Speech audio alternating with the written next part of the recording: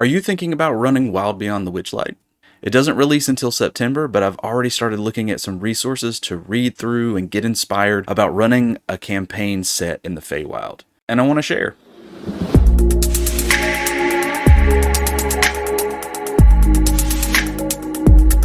What's up, gamers? I'm Josh, this is Copper Dragon Games, and on this channel we talk about Dungeons & Dragons, usually virtual tabletop resources. But today we're talking about a new campaign that's supposed to be coming out in the next month or so, The Wild Beyond the Witchlight. This is a new adventure module for 5th edition Dungeons & Dragons that takes place mostly in the Feywild, which is a setting they really haven't explored much in this edition. Obviously, I haven't read the book yet, but if I'm looking forward to running an adventure, I often go through other, sometimes non-Dungeons & Dragons sources to get inspired about running a campaign with that type of genre or theme or setting or whatever the case may be. And today I want to share 7 sources of inspiration that you may want to check out if you're thinking about running The Wild Beyond the Witchlight. Let's jump right in. Let's start with an obvious source of Feywild inspiration. A Feywild book from a previous edition of Dungeons & Dragons itself. I switched to Pathfinder not long after 4th edition released and never purchased many of the books. But recently I've been looking back to some of them for inspiration, and Player's Option Heroes of the Feywild was well worth picking up. This book is packed with ideas that are super easy to incorporate in a Feywild campaign. Fey-themed events that could be part of a character's backstory, or happen during the campaign itself. Ideas on how the Fey see outsiders, and how outsiders see the Feywild. Mystical locations to explore, magic items you can update to 5th edition and reward to your players, and more. Yes, that's right, I'm taking us to one of the most dated and criticized game systems in the industry. Maybe even more so than 4th edition Dungeons & Dragons, depending on who you ask. But stay with me. We're not digging into Rifts for the mechanics, we're here for the Fey lore. And Rifts Conversion Book 1 has it in spades. For those not in the know, Rifts is a setting that incorporates all kinds of genres into a single, post-apocalyptic, everything but the kitchen sink setting. I mean, where else are you going to find a game where you can play in a party with a baby dragon, a cyborg, a superhero, a ninja turtle, and a fairy? Yep, you can play a fairy. Rifts Conversion Book 1 details lots of creatures from the Palladium fantasy setting, including fairies, and I find their lore a lot more inspiring than a lot of the D&D content I've seen over the years.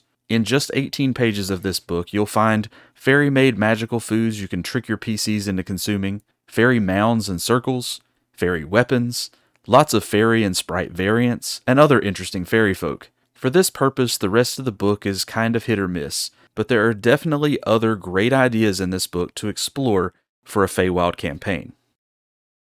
So we strayed pretty far from D&D lore with that last one.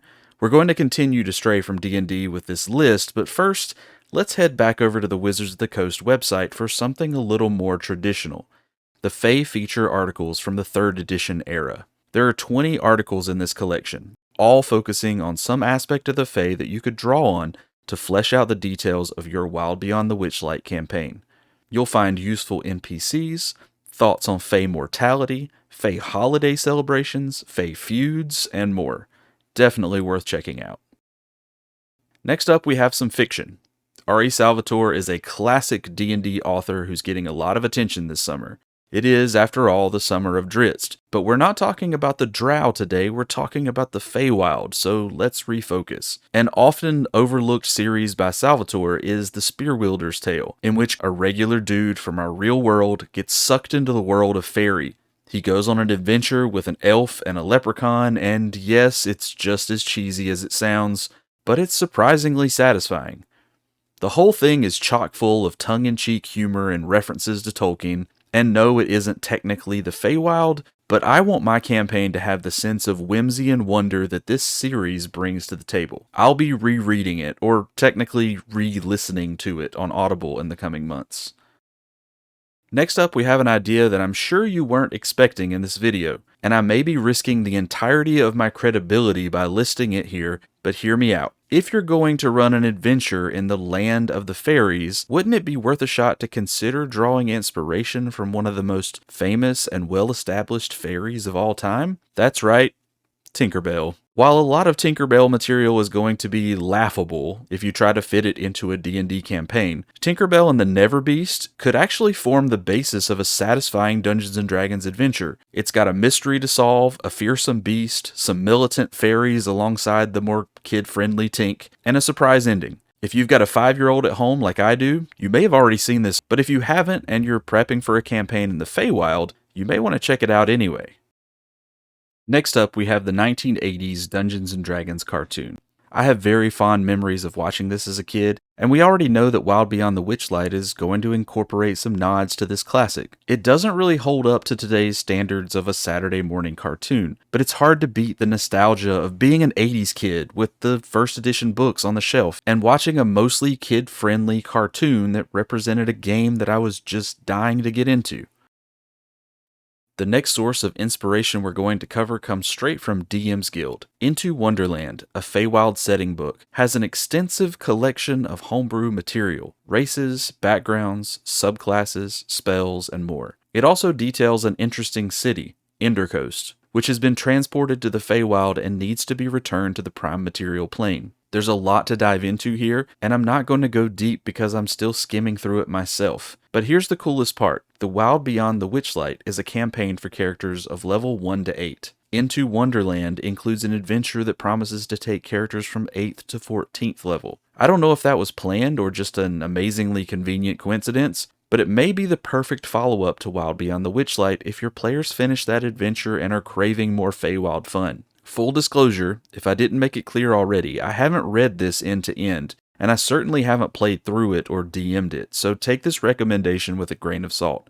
But here's the deal. It's almost 300 pages of content, so you're bound to find something useful even if you don't run it straight from the book. And also, it's a pay-what-you-want product, so what do you have to lose? Now that said, I do believe in paying artists for their work even if the product is pay what you want. I publish short supplements myself, an effort that's supported through my Patreon, by the way. Many thanks to my patrons over there for continuing to support this work. And I know how much work it takes to put out something that's a dozen pages or so. This one's almost 300 pages and listed as pay what you want. If you're looking for Feywild inspiration, it would be a crying shame if you didn't pick this up.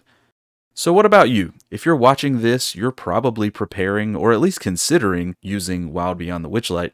What are you reading to prepare? What are you watching to get yourself in the mood or in the right frame of mind? Let me know in the comments below.